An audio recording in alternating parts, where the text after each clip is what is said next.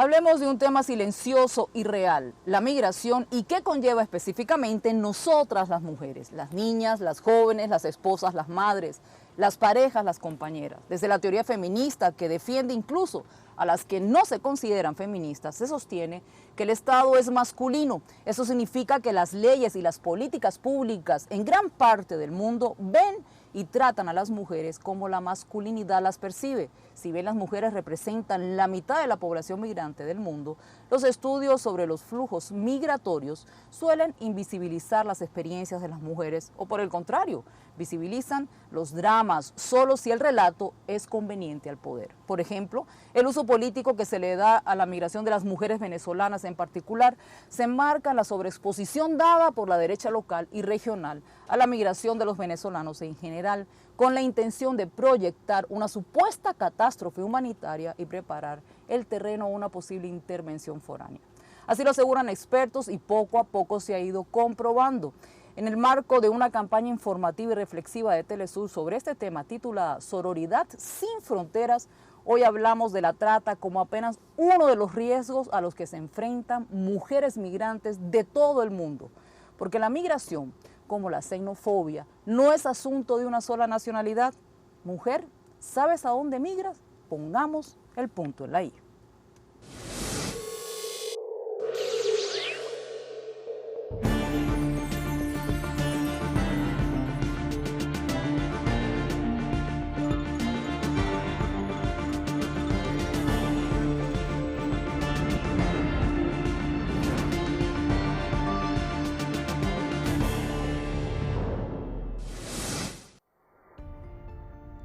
Las mujeres migrantes se suelen insertar en el servicio doméstico, el cuidado, el entretenimiento y la prostitución en el país destino. Este papel es invisibilizado a conveniencia al punto que siempre que se aborda es percibido por la opinión pública como una realidad distante y ajena. Pero en realidad las redes de trata que explotan la prostitución son promovidas por la demanda global, que es bastante amplia. Desde una perspectiva feminista, las mujeres migrantes sufren una doble invisibilización, primero por ser mujeres y segundo porque los trabajos de cuidados en general son invisibilizados en los países de destino por realizarse en el ámbito privado y porque son socialmente subestimados. Según información de la Iniciativa Global contra la Trata de Personas, de las ganancias globales que se mueven detrás del mercado ilícito de la trata de personas, 1.3 billones de dólares, que equivalen a más del 4%, son generados en América Latina. El 49%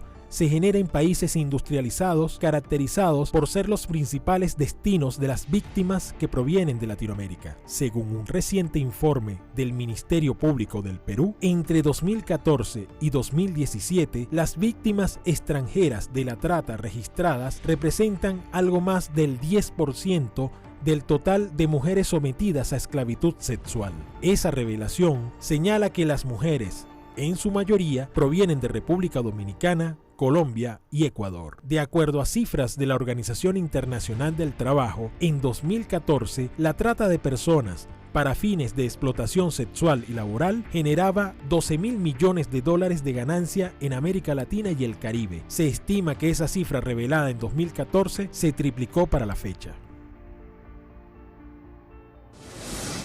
Quien migra en general no sabe lo que se va a conseguir en otro país, porque esa es una caja como de sorpresa y en algunos casos una caja hasta de Pandora, en donde tú no sabes qué es lo que te puedes conseguir o cuáles son las condiciones de vida, o que eso que te pintaban como fácil, bueno, vente, que aquí tienes techo, aquí tienes comida, te buscamos cualquier trabajo, a veces no es tan fácil, porque lo estamos viendo blanco y negro, pero fíjate, ahí hay unas condiciones psicológicas, emocionales, hay un proceso de adaptación, hay un proceso de desarraigo, y algunas veces en ese proceso de adaptación la gente emocionalmente no se siente bien.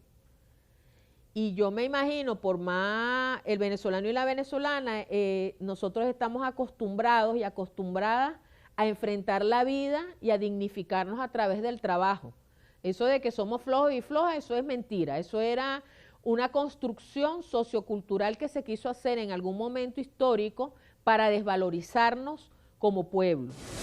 Se suele hablar de 4 millones de migrantes venezolanos que estarían huyendo de una situación desesperante. Sin embargo, no hay ningún organismo oficial que ratifique estas cifras. Según la información que surge de la página web de la División de Poblaciones de Naciones Unidas, encargada de publicar los datos de migraciones, entre 1990 y 2017, esto es, durante 17 años, emigraron 2.700.000 venezolanos, una cifra sustancialmente distinta a la que plantean los medios de comunicación que hablan de 4 millones en pocos meses.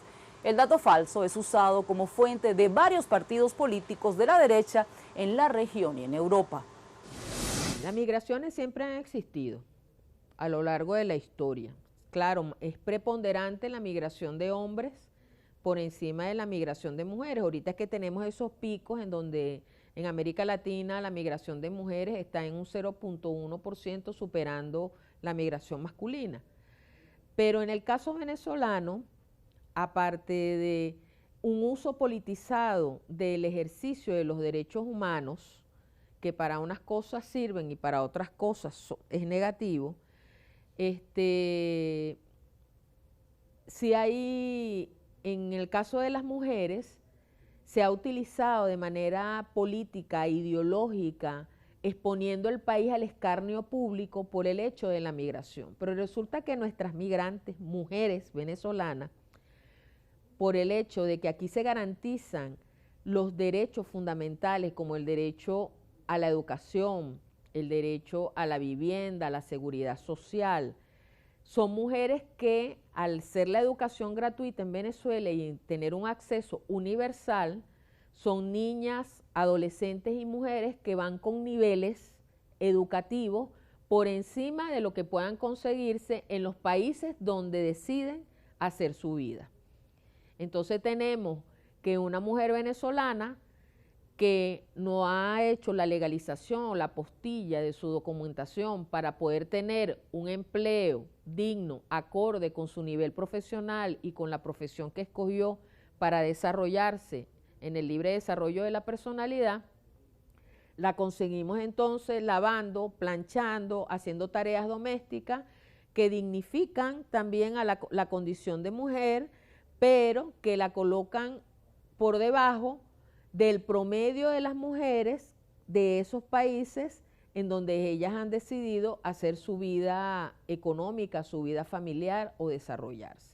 Entonces, esa explotación que son víctimas las mujeres por no tener sus papeles al día, por no tener regularizada su condición o su estatus jurídico en los países en donde deciden asentarse, las coloca en una situación de explotación laboral, que es la otra cara de la moneda que no se dice de la situación de las venezolanas y de las niñas y de las adolescentes en otros países, sin considerar que en otros países la legislación en defensa de los derechos de las mujeres, en su protección, en su garantía, no tienen los niveles de avance o de vanguardia que tenemos aquí en la República Bolivariana de Venezuela. Entonces vemos como el tema de los femicidios fuera de Venezuela, de mujeres venezolanas, el tema de la violencia sexual hacia la mujer venezolana o cualquier otro tipo de delitos como tráfico y trata de personas, acoso. Fíjate, las venezolanas no estamos acostumbradas y existe el acoso callejero en Venezuela, pero en otros países esa situación merma la calidad de vida de las mujeres venezolanas, que no es lo mismo del migrante hombre venezolano en esos países. Entonces, esa historia no se cuenta y esa historia debe contarse para que las mujeres sepan a los riesgos a los que se somete por el mismo hecho de ser mujer. La campaña de terror e inducción al caos es sistemática y tiene múltiples rostros y protagonistas en la región que tergiversan el impacto de acontecimientos políticos de distinta índole. Por ejemplo, el presidente de Brasil, Jair Bolsonaro, señaló este año que en caso de que se ratifique el triunfo de Alberto Fernández en Argentina, miles de ciudadanos de ese país comenzarían a migrar a Brasil, tal como supuestamente le ocurre a Venezuela. En Europa, Diversos partidos políticos también sacan provecho de la supuesta catástrofe humanitaria de Venezuela, pero luego reniegan de los sudacas migrantes, como le llaman despectivamente a los y las latinoamericanas. Durante la última campaña electoral española, el Partido Popular propuso un nuevo estatuto de supuesta protección a los ciudadanos venezolanos que llegaran a ese país. Allí se señalaba que se ampliarían las flexibilidades administrativas para aceptar a los supuestos refugiados que estarían huyendo de la crisis humanitaria. Pero es una trampa discursiva. La palabra refugiado, para referirse a la migración venezolana, usada por el Partido Popular y otras agrupaciones de derecha, no es inocente. La diferencia entre migrante y refugiado es nítida. El migrante sale del país por propia voluntad con motivaciones económicas, mientras que el refugiado lo hace con su voluntad viciada o condicionada ante una situación desesperante y de alto riesgo para su vida. Esta distinción es clara para poder ver las intenciones políticas de la utilización de la situación de la migración venezolana. Al mismo tiempo, en esos medios de comunicación y en esos partidos políticos de derecha, nada se dice respecto a que en Venezuela viven más de 5.600.000 colombianos que huyen de una coyuntura perenne de violencia sistemática y armada, solo por citar un ejemplo acerca del tratamiento desigual de las migraciones.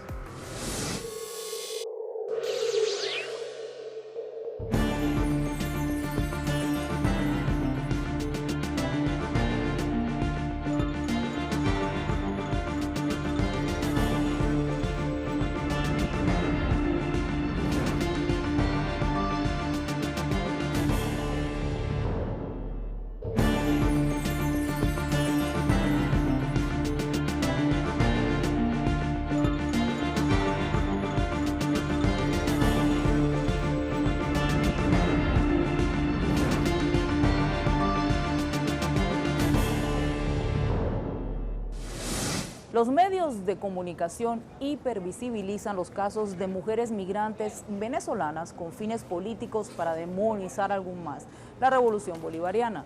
Sin embargo, la situación de vulnerabilidad de las mujeres migrantes de la región abarca mucho más que una sola nacionalidad, y esto se acrecienta en el caso de las migraciones inducidas y fraguadas por redes de trata. Las niñas, las adolescentes y las mujeres, y hablo de niñas y adolescentes porque por lo general la migración de las mujeres no es sola. Las mujeres salen con otras mujeres o con miembros masculinos de su familia o con sus hijos y sus hijas, sean niños o adolescentes masculinos o femeninos. El tema es para las mujeres en el tránsito de un país a otro, si no lo hace por las vías normales, si no vamos a decir lo hace por las trochas, se expone a unos graves riesgos inminentes desde perder la vida hasta la violencia sexual, que pueden ser actos lascivos, la violación u otros delitos. Pueden ser hasta unas lesiones que nosotras y nosotros no estamos acostumbrados aquí en nuestro país.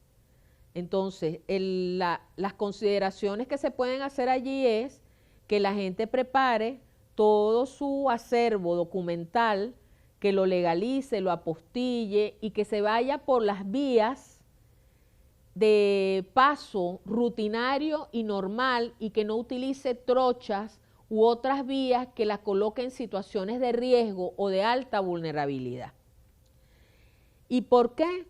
Porque la comisión de un hecho punible en otro país no conocemos las normas, no conocemos las rutas o los procedimientos, no conocemos las instituciones que puedan dar la protección, acogida o apoyo o el mismo acompañamiento de las mujeres en su condición de víctima, o esa misma situación de víctima la expone a una deportación, a deportarla de esos países, y eso puede acarrear para ella otras condiciones u otras consecuencias más negativas de la misma situación de víctima de delito al que fue sometida. Y eso para las mujeres, las niñas y las adolescentes es grave porque ser víctima del delito no te permite tu libre desarrollo de la personalidad, no te permite tener calidad de vida. y entonces recibir un acompañamiento psicológico, una contención de carácter emocional o familiar en un país en donde tu familia no está, en donde no conoces a nadie, te hace cuesta arriba la recuperación tuya como persona de esa condición de víctima de un delito. Se estima que 50.000 mujeres de la República Dominicana y 75.000 de Brasil sirven a la industria del sexo en el extranjero, principalmente en Europa. Al mismo tiempo, la Organización Internacional para las Migraciones señala que América Latina es la región de la que menos información se dispone. Interpol calculó en su momento que cerca de 35.000 mujeres al año se iban de Colombia a destinos europeos o estadounidenses. También detectó que era muy fuerte el circuito de redes migrantes de mujeres que iban de Perú a Corea del Sur y de Ecuador a Honduras. Según la OIM, los principales puntos de origen de la migración con fines de explotación sexual son Brasil, República Dominicana, Paraguay, Perú y Colombia. En tanto, los principales destinos son Estados Unidos, Canadá, España, Argentina y Panamá. Sin embargo, este dramático mapa es minimizado y distorsionado por los grandes medios cuando maximizan y solo analizan las migraciones de las mujeres venezolanas, no precisamente con la intención de resolver realmente la situación de las mujeres de ese país.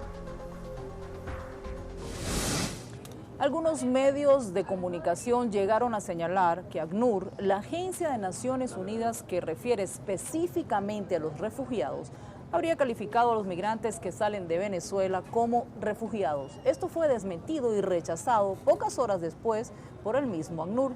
Migrar no es un delito y ningún ser humano es ilegal, pero las mujeres que migran por diversas particularidades saben hacia dónde se dirigen, conocen realmente lo que pueden conseguir en los países destino, caminan de forma consciente de los riesgos y oportunidades reales que pueden encontrar en la vía. Uno de los territorios reconocidos como propicios para las redes de trata en Latinoamérica es la Triple Frontera. En este punto convergen las fronteras de Brasil, Paraguay y Argentina. De acuerdo a un reciente informe de UNICEF, unos 880.000 niños y niñas viven en la zona y representan el 45% de la población de la frontera compartida entre los tres países. La falta de controles, la pobreza en aumento, la ausencia de políticas públicas hacen que ese territorio sea propicio para delitos como la trata.